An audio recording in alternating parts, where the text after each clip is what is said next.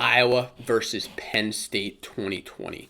There are so many great things to come out of this, and I'm looking really forward to it. Now, before I get into the predictions in the projected lineups and who's going to wrestle, and now that we know who's out on Penn State, we know that Kassar's out and not going to wrestle. We know that Connell's out, not going to wrestle, but who is in? Well, before I get to that, I want to talk about the last three meetings between these teams. The last three meetings are this right here. The last three meetings, February 2018, January 2017, and February of 2015.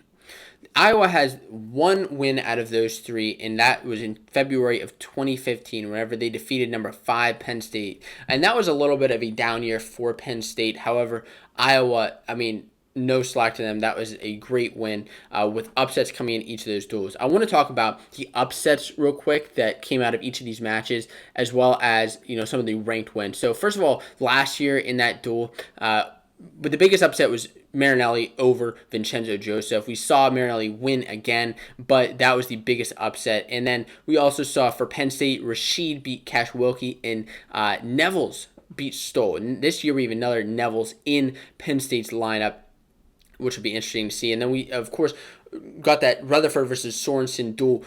We got that match again right after this 2017 duel whenever they wrestled and Rutherford won. The biggest upset here, which technically at the time wasn't an upset, was Alex Meyer over Mark Hall. It was Mark Hall's first ever duel in Carver Hawkeye Arena, ever even pulled out of red shirt, I should say, his first duel, and he lost to number 13, Alex Meyer. Now, of course, Hall went on later that year to win the national championship, but that year he lost. Now, the thing also I want to discuss is Thomas Gilman over Suriano. At that time, Suriano wrestling at Penn State was big. And then in the year before that, couple of these upsets was the biggest year for upsets whenever Jimmy Goulabon beat Corey Clark, Garrett Hammond beat Nick Moore, Matt Brown beat Mike Evans, which was a number 3 versus number 2 match, in McIntosh over Burak.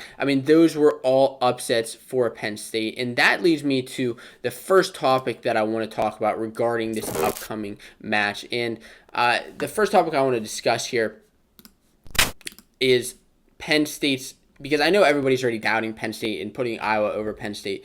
But the fact is, in the last 3 duels, Penn State has had 7 upsets. Iowa has had 1. And if you want to give them the Mark Hall one, cool. That's cool. 2 upsets. Now, wins over ranked opponents, Iowa's had 6, Penn State's had 9. Keep that in mind when you're looking at this lineup. So, let's look at the lineup, guys. Let's look at the lineup. This is the full dual preview, Penn State versus Iowa.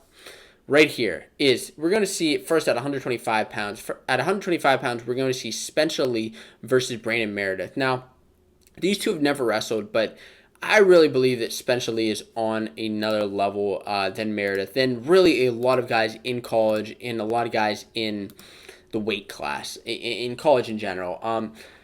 Meredith's having a solid season. Redshirt freshman, he's young, okay? Spencer Lee, he's a pinner. He's looking to come out strong. Brandon Meredith is ranked, though, for Penn State.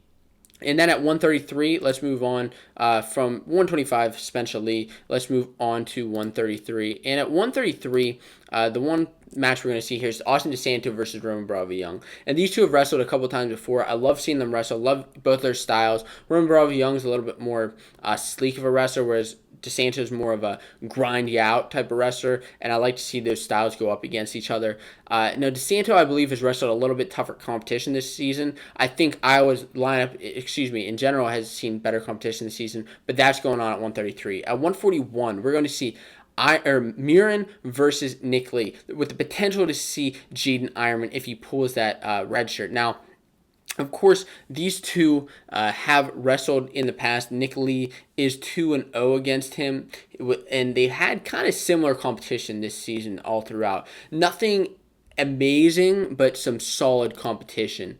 And the first time they wrestled, Lee actually was made in. I want to talk about now Nick Lee versus Ironman as opposed to Murin. Ironman actually majored Nick Lee. And so I think there's a chance if Ironman pulls his red shirt, which could happen, you could see these two wrestle, and that will be a heck of a match. But I think even against Miran, it's going to be a close match when these two wrestle. Now, moving on to the next weight, moving on to 149, we're going to see the top-ranked wrestler in Pat Lugo wrestling Jared Verclaren. Now, Lugo is having an excellent season, already beating Austin O'Connor, who was the number one ranked wrestler at the time. Now, he has not wrestled Verclaren, but he has wrestled Brady Berge, who Berge is up a weight now at 157. But I kind of see Berge and Verclaren similar type of wrestlers, but that's just kind of showing against, Penn State guys that he's wrestled. Now, a few losses on the year is what Verk's had so far. Nothing crazy, no crazy major wins.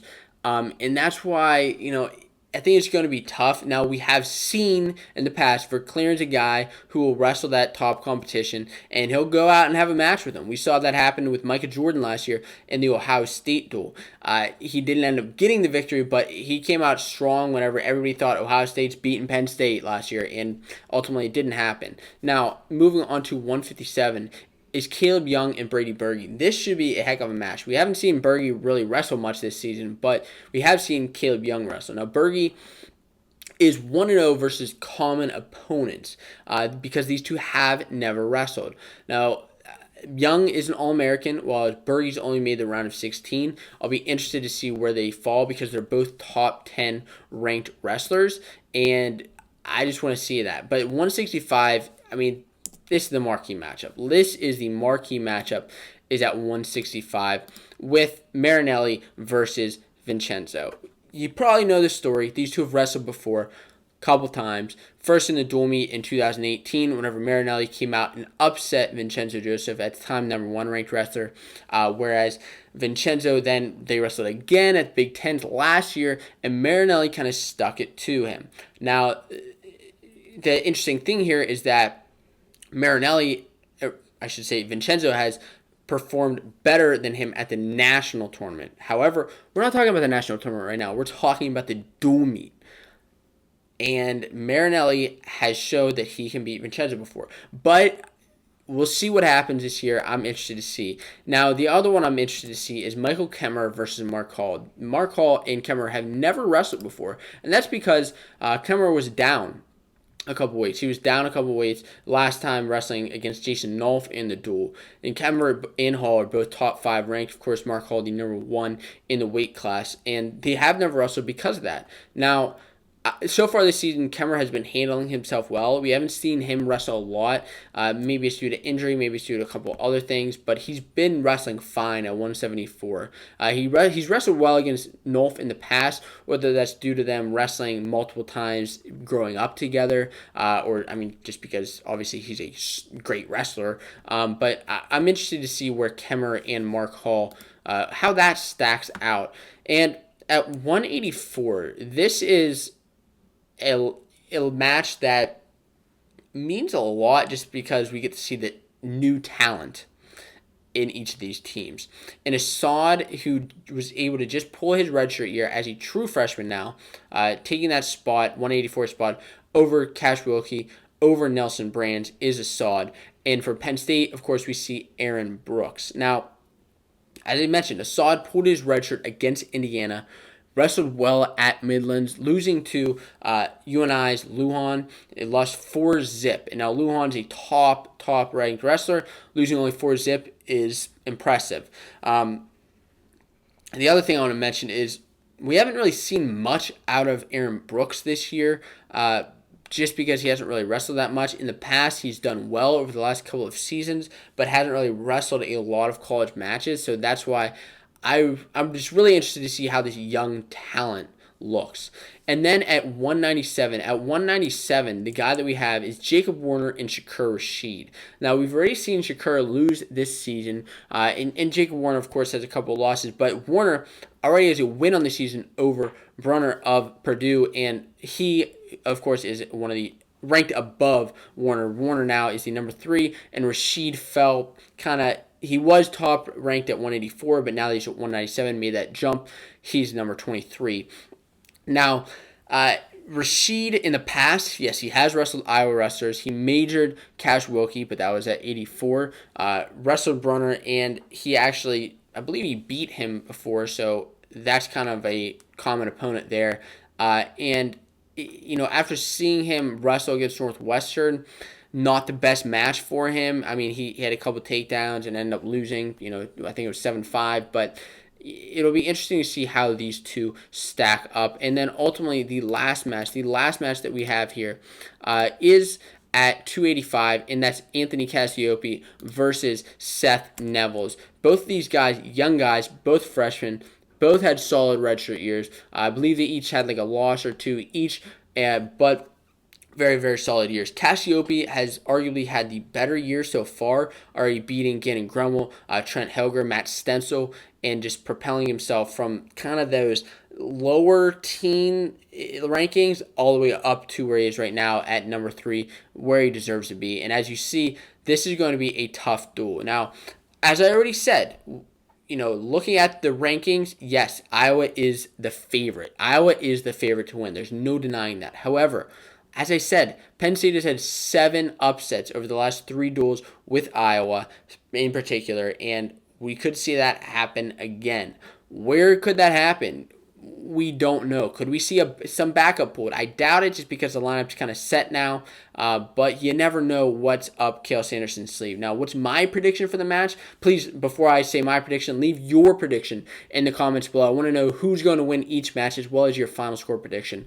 My final score prediction, I've won about this a couple times. It's 19 Iowa, 15 Penn State. I have the Hawkeyes winning. Just my score on paper right now. Would love to see great duels no matter what happens, though, and I'm interested in seeing what happens.